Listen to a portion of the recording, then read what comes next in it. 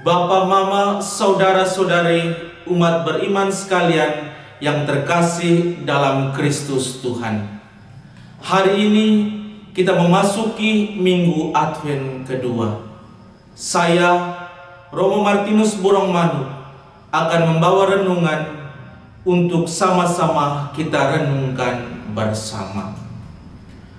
Pada Minggu Advent kedua ini, Gereja mengajak kita untuk mempersiapkan hati menyambut kedatangan Tuhan dengan terus melangkah lebih dalam masa penantian penuh harapan ini.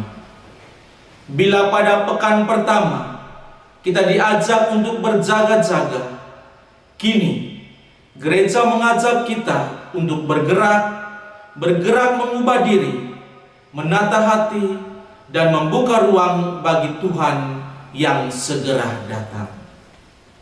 Advent bagi kita umat Katolik bukan sekadar menunggu hari Natal tiba, tetapi sebuah perjalanan rohani yang mengarahkan kita pada pembaharuan diri supaya lebih baik lagi dari hari ke hari. Dalam kesibukan dan rutinitas kita sehari-hari, kita mungkin saja lupa bahwa Tuhan ingin bertemu kita bukan hanya lewat perayaan, tetapi lewat pertobatan yang sungguh. Karena itu, minggu ini gereja mengingatkan kita tentang pentingnya pertobatan yang sungguh-sungguh itu, karena sesungguhnya pertobatan adalah jalan damai bagi kita untuk menyambut Tuhan dengan hati bersih dan baru. Saudara-saudariku sekalian yang terkasih dalam Kristus, bacaan pertama dari kitab Nabi Yesaya bab 11 ayat 1 sampai 10 berbicara tentang tunas yang akan muncul dari tunggul Isai, sebuah gambaran tentang Mesias yang membawa keadilan, damai, dan pembaharuan. Nabi Yesaya menyampaikan harapan bahwa Allah tidak pernah meninggalkan umatnya, bahkan ketika situasi tampak gelap.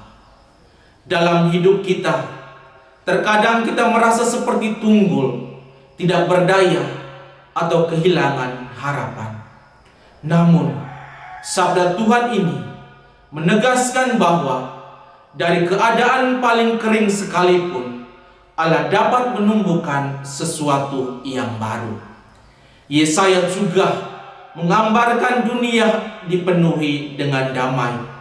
Serigala tinggal bersama domba, dan anak kecil bermain di lubang ular.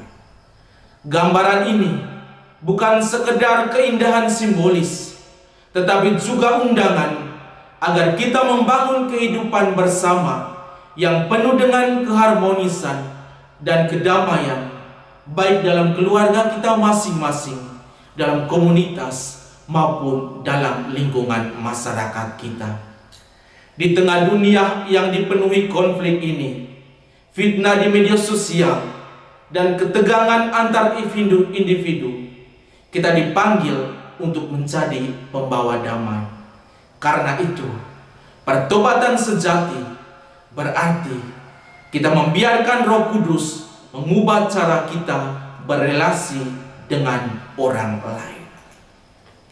Saudara-saudariku sekalian yang terkasih dalam Kristus, selanjutnya dalam bacaan kedua dari surat Rasul Paulus kepada jemaat di Roma bab 15 ayat 4 sampai 9 mengingatkan kita semua bahwa kitab suci diberikan kepada kita agar kita memperoleh kekuatan, kesabaran, ketekunan, dan pengharapan. Paulus menegaskan bahwa Kristus datang untuk mengikat semua bangsa dalam satu pujian kepada Allah. Dan dalam konteks gereja kita hari ini, pesan ini sangat relevan. Kita diingatkan bahwa iman bukan hanya urusan pribadi, melainkan hidup bersama sebagai satu tubuh Kristus. Karena itu, pertobatan sejati selalu mendorong kita untuk membangun kesatuan, bukan perpecahan.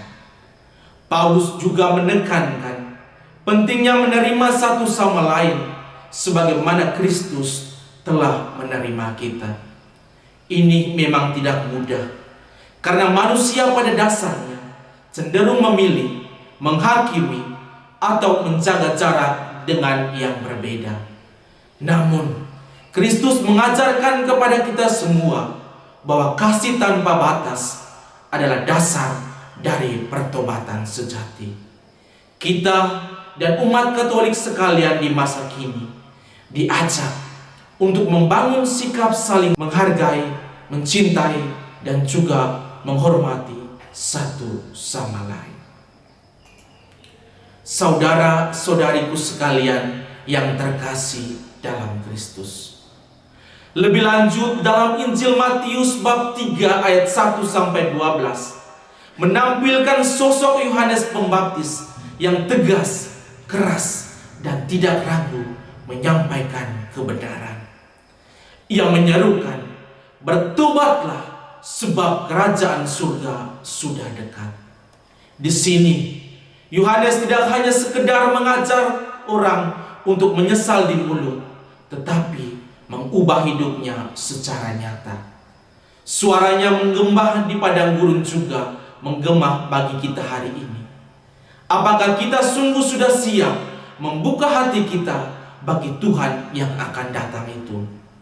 Yohanes menegur keras orang-orang Farisi dan Saduki yang datang hanya untuk tampil baik, tetapi tidak sungguh-sungguh berubah. Ia berkata, "Hasilkanlah buah yang sesuai dengan pertobatan." Kalimat ini sangat penting bagi kita yang seringkali mengaku Katolik, tetapi gaya hidup, perkataan, dan juga tindakan kita tidak mencerminkan Kristus. Dalam realitas hidup umat Katolik sekarang, banyak godaan yang membuat kita terjebak dalam rutinitas iman tanpa kedalaman. Kita memang rajin hadir di misa, tetapi mudah marah. Kita menyebut diri kita pengikut Kristus, tetapi kita kurang peduli pada sesama. Kita aktif dalam pelayanan gereja, tetapi semua itu kita lakukan dengan tidak tulus hati. Di sini Yohanes Pembaptis seolah-olah mau berkata kepada kita sekalian bahwa kita jangan hanya puas menjadi Katolik secara penampilan, tetapi hendaknya kita menjadikan diri kita sebagai murid Kristus yang hidup dalam ketulusan dan kerendahan hati. Pertobatan sejati tidak selalu berarti kita melakukan hal-hal besar. Terkadang Allah justru meminta kita mulai dari hal-hal kecil. Belajar kita mengendalikan emosi kita, mengurangi kebiasaan menunda suatu pekerjaan, memperkuat kehidupan doa dan iman kita, mengurangi kata-kata yang mana bisa menyakiti dan melukai hati orang lain, dan lebih dan saling mengasihi satu sama lain. Hal-hal sederhana ini dapat membawa kita pada keselamatan dan kebahagiaan sejati di dalam kehidupan ini. Saudara-saudariku sekalian yang terkasih dalam Kristus, Tuhan menghendaki kita menghasilkan buah kebaikan dalam kehidupan ini. Buah kebaikan itu tampak atau bisa kita tunjukkan dengan memiliki atau menghidupi sikap sabar, kerendahan hati, kemurahan hati, serta kemampuan untuk saling mengampuni atau memaafkan satu sama lain. Pada masa Advent ini, kita sekalian diajak untuk kembali ke dalam diri kita sendiri atau ke dalam diri kita masing-masing. Kita melihat, merefleksikan, dan kemudian kita bertanya, buah apa yang sudah tumbuh dan telah saya hidupi selama ini? Apakah saya sudah menghasilkan buah manis atau buah baik? Atau justru saya hanya menghasilkan buah yang tidak baik, buah pahit, yakni berupa kemarahan, iri hati, sombong, serakah, malas berdoa, atau sikap acuh tak acuh terhadap ajaran-ajaran gereja. Yohanes Pembaptis juga menggambarkan bahwa Mesias yang akan datang akan membawa pengadilan. Ia datang dengan kipas penampi untuk memisahkan gandum dari sekam. Ini adalah peringatan sekaligus undangan bagi kita sekalian. Tuhan ingin membersihkan bagian-bagian dalam dari diri kita yang tidak sesuai dengan ajaran dan kehendaknya. Membersihkan di sini bukan berarti menghukum kita, melainkan Ia mau memulihkan kita. Karena itu, pertobatan sejati berarti kita mengizinkan Tuhan menampi hidup kita. Dalam dunia digital hari ini, tantangan pertobatan semakin nyata. Kita mudah terprovokasi, cepat tersinggung, serta mudah menyebarkan berita tanpa memeriksa kebenaran.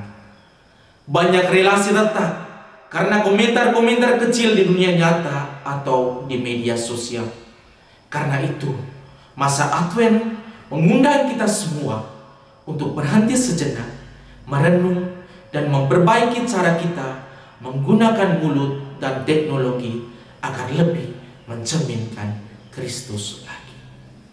Sebagai umat Katolik, kita juga dipanggil untuk memperbaharui kehidupan rohani secara konsisten. Merayakan Ekaristi, doa pribadi maupun doa bersama, membaca dan merenungkan kitab suci, dan menerima sakramen rekonsiliasi menjadi langkah nyata untuk kita bertobat. Karena itu, sakramen tobat bukan sekedar formalitas, tetapi kesempatan berahmat sekaligus indah bagi kita sekalian untuk menerima kasih Allah secara nyata dan langsung, kasih yang memampukan kita memulai lagi dengan hati yang baru dan bersih. Pertobatan sejati juga berarti kita melihat sesama kita dengan mata Allah. Kita belajar melampaui perbedaan, memperhatikan mereka yang miskin, tersisih dan tertindas, serta menjadi sahabat bagi mereka yang terluka. Ketika kita mengasihi sesama, kita sebenarnya sedang mempersiapkan palungan dalam hati kita, tempat bagi Kristus berdiam nanti. Akhirnya, Minggu Advent kedua ini mengajak kita semua untuk membangun hidup yang baru. Kita dipanggil untuk menjadi umat yang bukan hanya menunggu kelahiran Yesus secara seremonial, tetapi mempersiapkan hati kita agar Ia sungguh lahir dalam hidup kita setiap hari. Semoga dengan pertobatan yang tulus, kita siap menyambut kedatangan Tuhan dengan hati yang lebih bersih, damai, dan penuh kasih. Semoga Tuhan memberkati kita semua.